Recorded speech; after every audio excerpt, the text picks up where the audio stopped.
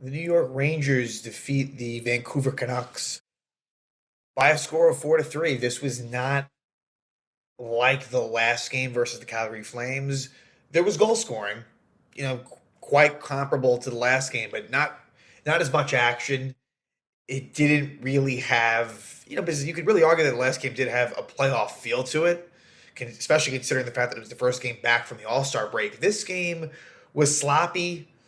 I didn't think the Rangers played all that well. They were probably the better team than Vancouver, but the Canucks are a team that is, in transition. They just hired Rick Tocchet within the last couple of weeks. They recently traded Bo Horvat to the New York Islanders. And the Rangers, look, this was a bit of a trap game, but they get the 2 points. And that's been the theme. The Rangers are 18-4-3 in their last 25 games. And it hasn't always been pretty, but they've gotten it done. And in this game, they always had the lead. Vancouver came close to tying it, at least on the scoreboard a few times, but every time the Rangers would answer. And, the Rangers get it done.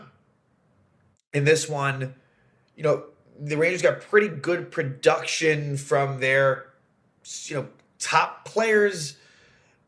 And also with that, the fourth line and the third pair are just not very good right now. But it's very fixable, whether that be using, like in the case of the forward healthy scratches, so Julian Gauthier or Vitaly Kravtsov, inserting them into the lineup in some form.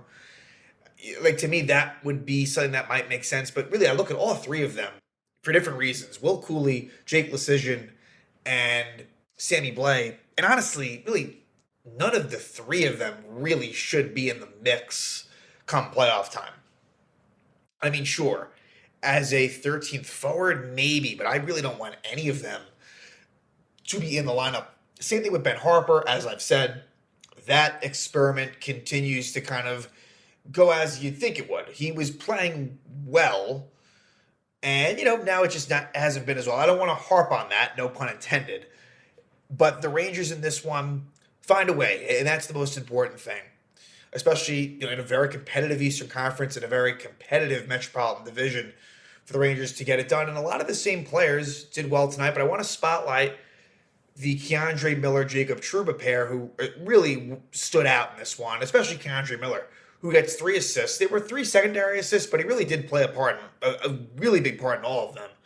So Miller was the star of the night, and it's just great to see him, produce and get points, and he's gotten a lot of assists. A lot of assists. He's going to end up with, 40-plus points on the season. K'Andre Miller right now, Miller is at 28 points. You're looking at someone that might put up 40-plus points. That's well within, reason. And this is someone who gets minimal power play time, really got none for the longest time, and now gets a little bit. This is even straight points that he's getting. And Jacob Trouba was pretty good as well. One small blemish on that third goal by Vancouver, a little bit of a, I don't want to say he gave up on the play, but that would be one blemish in an otherwise really strong night. And, after Trouba had a good game last game, good to see him performing well and getting involved, on the offensive side with a couple of assists in this one as well, a couple of primary assists.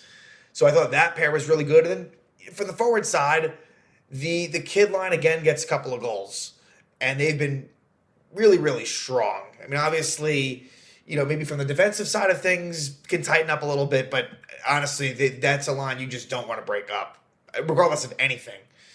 So let's jump into it. And the Rangers, here's the thing that still bothers me, is that the power play is still very underwhelming from a results standpoint. Now, look, they've been unlucky. I know Zibanejad did hit the post on this first power play, but the Canucks have a historically bad penalty kill. Like, really, really bad. I know that was under Bruce Boudreau, and, things have changed a little bit, but not much. I mean, it's still a bad penalty kill. But Dakota Joshua, high 6, Ryan Lindgren at 422, and the Rangers are unsuccessful.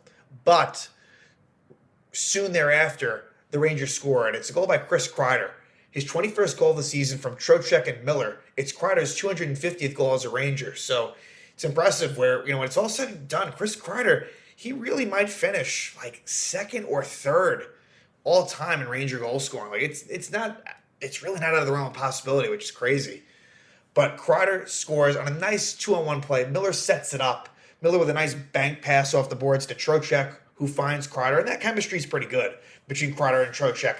I do think that ideally you find a different, Goodrow, it's okay. But I think for me, getting Goodrow in that fourth line would be what I want. And to find a different right wing for Kreider and Trocheck. But I like having Kreider and Zibanejad apart, and I like having Trocheck and Panarin apart. Definitely like those things. And then the Rangers score again. And who else but Philip Chytil? Philip Chytil scores his 19th goal of the season from Kakko and Miller. This was off a face-off. Chytil wins the face-off, gets it back to Miller, finds Kakko, who does all the work down low, and finds Chytil, who makes a nice backhand move for the goal past Spencer Martin. And it gives the Rangers a 2-0 lead. So Chytil just continues his amazing play. And he actually almost scored again later on an empty net goal that really they should have awarded him it. So that would have been his 20th goal of the season. They didn't. They called the penalty on Vancouver instead. But I've seen it a lot of times. They award the penalty on the empty net goal where if he doesn't take him down, there's a really good chance that he'll score in there. But I digress. So the Rangers have a 2-0 lead. And then Vinny Trocheck takes a hooking penalty. He hooks JT Miller, the former Ranger. And for Trocheck, like I've said, he is taking too many penalties. It's not something that people are talking about. And look, I think that on the whole, Trocheck played pretty well tonight. He did. He was active, had that really nice assist on the Kreider goal. I thought he played well. But again, he needs to limit the amount of penalties. And these are, a lot of stick infractions. It's the same shit that we saw with Ryan Strome. But the Rangers do kill it off. But by period's end, the Canucks do score. It's Connor Garland, his 10th goal of the season from Quinn Hughes. 17:36. It's a 2-1 Ranger lead. And this was a situation where the fourth line and the third pair were soft. Really, really soft. I won't even be specific about it. And to be fair, Lecision was technically, he was off the ice and Trocheck was on, so it goes against Trocheck. But, Sammy Blais kind of flailing his stick out there. Cooley looked a little bit lost. Harper, not great. All in all, not good. That was not a good looking defensive shift by players that really need to perform well if they want to stay in the lineup, plain and simple. And so the Canucks cut the deficit in half. And the Rangers take a 2-1 lead into the second period. In the second, it's Alexis Lafrenière scoring again. So that's another good sign, sort of players building upon what they did last game. It's Lafreniere's 8th goal of the season from Trouba and Miller. And this was a play where Trouba takes the shot from the point, and it was going to be a goal by Trouba. But Lafrenière at the last moment does make sure it goes in. And, good for Lafrenière. Gets the goal. And, it's funny, a lot of his goals in his NHL career have been right in front of the net. Take that for what it's worth, but it seems to be a thing. And Lafrenière makes it a 3-1 Ranger lead at that point.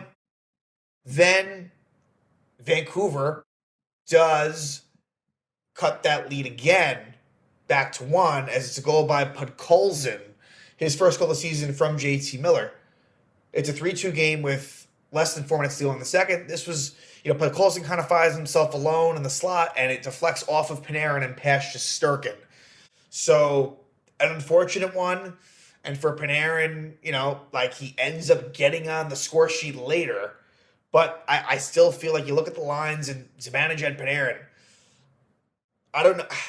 It should be doing better than it is, but I'm just not surprised. Again, the lines that Panarin seems to be on don't do all that well. But again, they do end up on the scoreboard later. And, and look, maybe it was just an unfortunate bounce off of, it's not like really, truly like his fault. I never know how to feel about things like that. It's like, I'm sure Igor would have liked to have seen that puck more cleanly. It doesn't happen. And it's a 3-2 lead now for the Rangers. And then the Rangers get a power play. Luke Schenn interferes with Artemi Panarin at 16:45, but the Rangers power play is unsuccessful. They don't score. And so the lead remains 1 heading into the third.